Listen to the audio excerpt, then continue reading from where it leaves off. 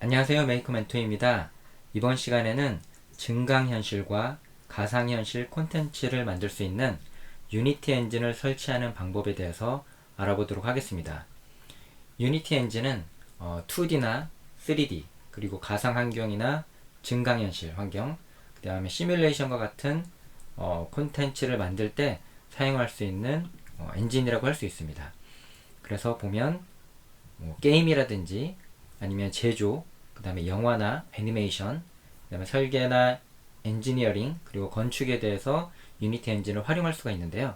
간단하게 어떤 것을 만들 수 있는지 살펴볼게요. 게임 같은 경우에는 2D나 3D 게임을 만드실 수가 있고요. 지금 현재에도 앱스토어나 구글 플레이 스토어에 올라가 있는 유니티 기반의 다양한 게임들이 존재합니다. 물론 AR이나 VR 관련 게임들도 있고요. 그리고 제조에서는 유지보수를 할 때 좀 더 매뉴얼이라든지 아니면 마케팅이나 홍보에서도 이렇게 활용하실 수가 있습니다. 네, 영화 같은 데서도 유니티를 데모 영상이라든지 아니면 독립영화 그리고 다양한 분야에서 영화도 이제 유니티로 활용이 되고 있고요.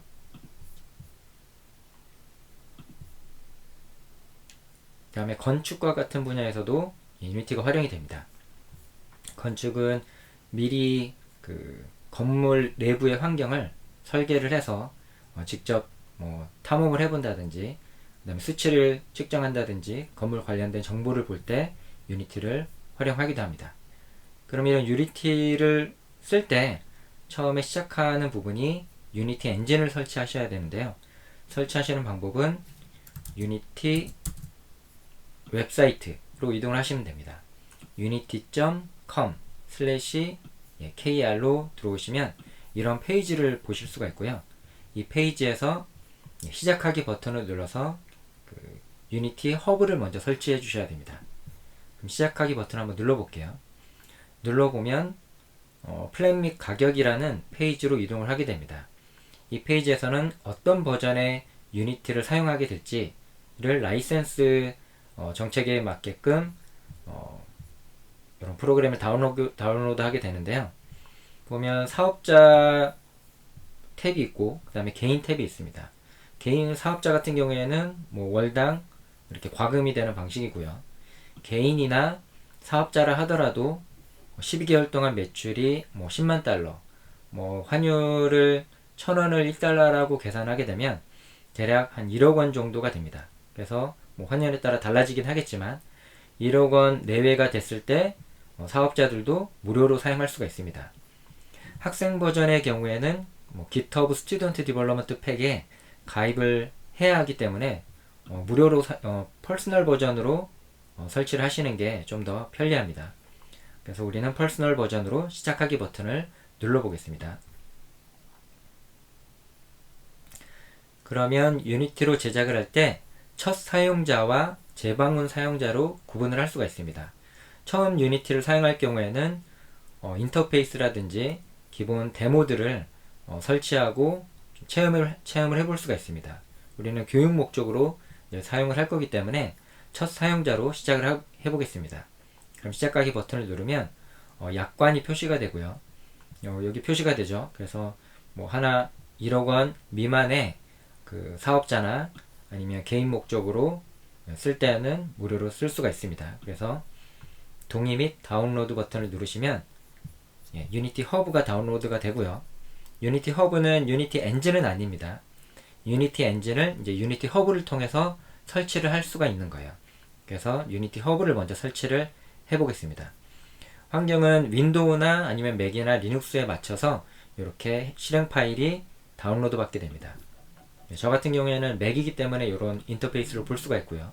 여러분들은 윈도우 환경일 경우에는 exe라는 실행 파일을 다운로드 받을 수 있기 때문에 그 다운로드 받았던 실행 파일을 클릭하시면 다시 한번 이런 약관이 표시가 되고 동의합니다를 누르고 다음 버튼을 누르게 되면 실행이 됩니다. 저도 유니티 허브를 먼저 설치를 해보겠습니다. 맥에서는 이렇게 드래그하면 바로 설치가 완료가 되고요.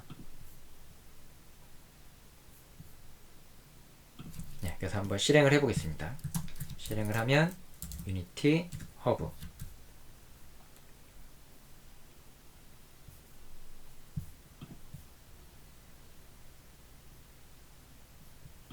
이런 창이 나타나게 됩니다. 유니티 허브를 설치하게 되면 유니티 허브에서는 프로젝트라든지 아니면 나중에 그 유니티 엔진을 설치를 할 수가 있고요.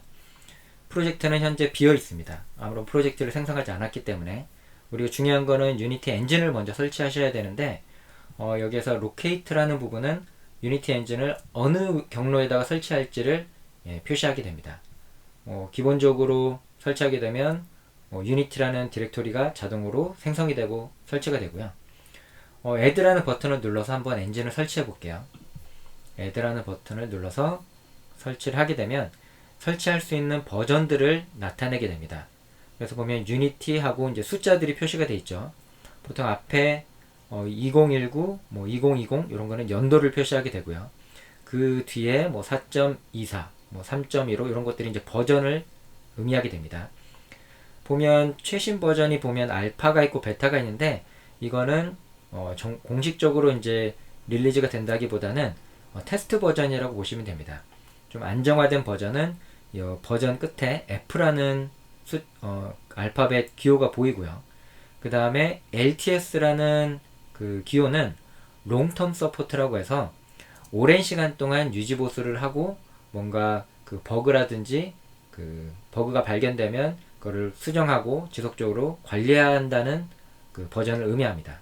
그렇기 때문에 LTS가 표시된 버전을 설치하는 게 좀 더 사용하는데 안정적이겠죠. 그래서 보면 LTS 중에서 최신 4.3을 하셔도 되고 4.24를 하셔도 되고 아니면 지금 현재 다운로드 받는 시점에 따라서 이 그 버전 넘버는 달라질 수가 있습니다.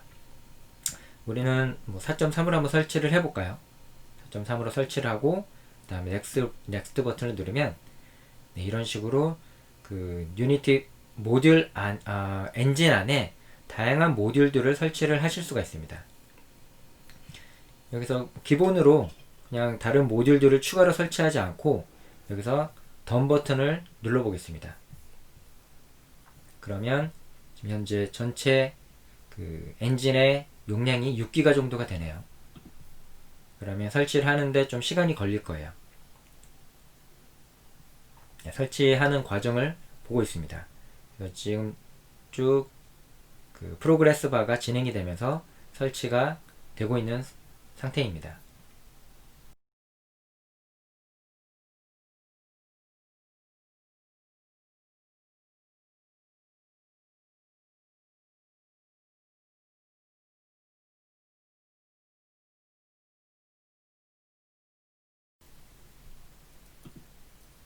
네, 유니티 엔진이 설치되고 나면 지금 보이시는 화면과 같은 모양이 나타나고요.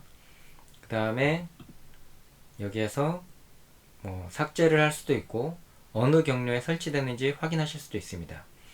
에듀 모듈 버튼을 누르면 아까 전에 설치할 때 보셨던 화면을 보실 수가 있는데 문서라든지 아니면 다른 플랫폼에다가 설치를 할 때 필요한 그런 모듈들도 추가로 설치를 하실 수가 있습니다. 네, 특히 주의하실 부분은 언어 관련된 부분은 설치를 하지 않는 게 좋습니다. 나중에 프로그램을 동작하다 보면 언어와 관련된 부분에서 문제가 생길 수 있기 때문에 이런 부분을 체크를 해제하신 다음에 설치를 해 주셔야 됩니다.